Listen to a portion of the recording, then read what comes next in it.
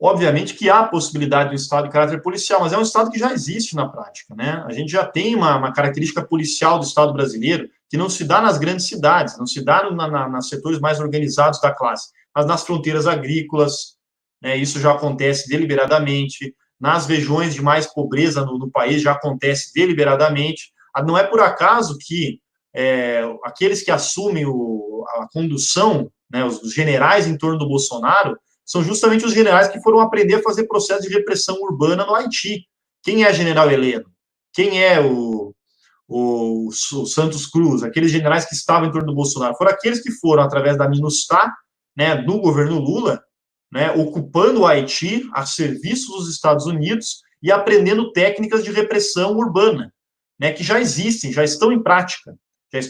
Não no limite do caso colombiano, não acredito que chegue a esse patamar, porque o caso colombiano também tinha a questão das Farc. A gente não pode tirar a realidade objetiva da sua situação objetiva, a análise objetiva da sua situação objetiva. Então, o que eu acredito que vai haver no Brasil, e a gente não pode prever o modo concreto, mas é centrar a nossa luta, centrar a nossa articulação, menos fantasma em torno de questões fantasmagóricas, etc., e mais a discussão das condições objetivas. Então, o que a gente queria discutir aqui não é discutir o Estado policial, não é discutir para onde vai, porque isso aí é discussão idealista, não tem como prever.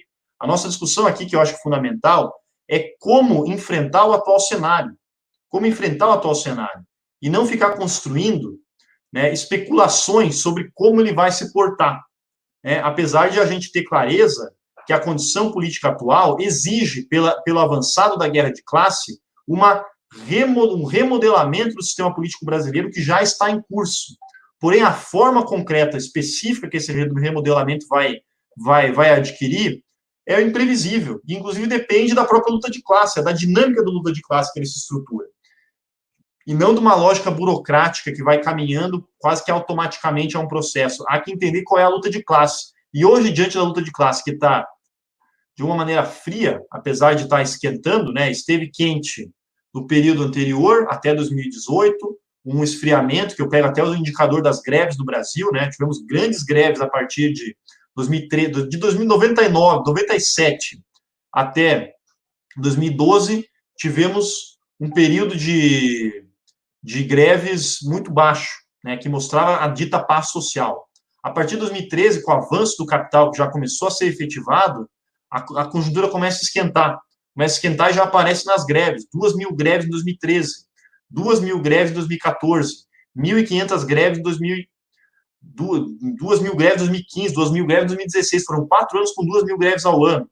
2017, 1.500 greves. O que canalizou esse sentimento de insatisfação profunda que estava na sociedade brasileira?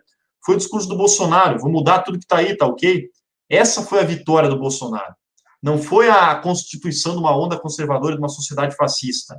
Foi a capacidade que Bolsonaro teve, mesmo que de forma simuladora, falsa, de aglutinar uma questão que estava muito presente na sociedade brasileira, que é uma demanda profunda pela transformação de tudo que está aí. Na prática,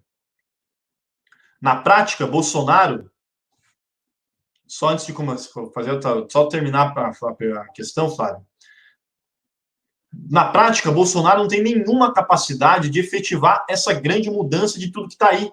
Pelo contrário, ele é a continuidade de tudo que estava aí.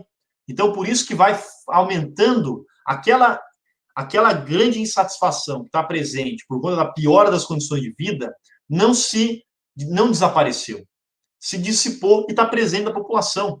E a gente vai ter que encontrar as formas de aglutinar e centralizar isso, que na minha avaliação não é inventar roda, é utilizar os instrumentos da classe que já estão presentes, organizados ou organizáveis.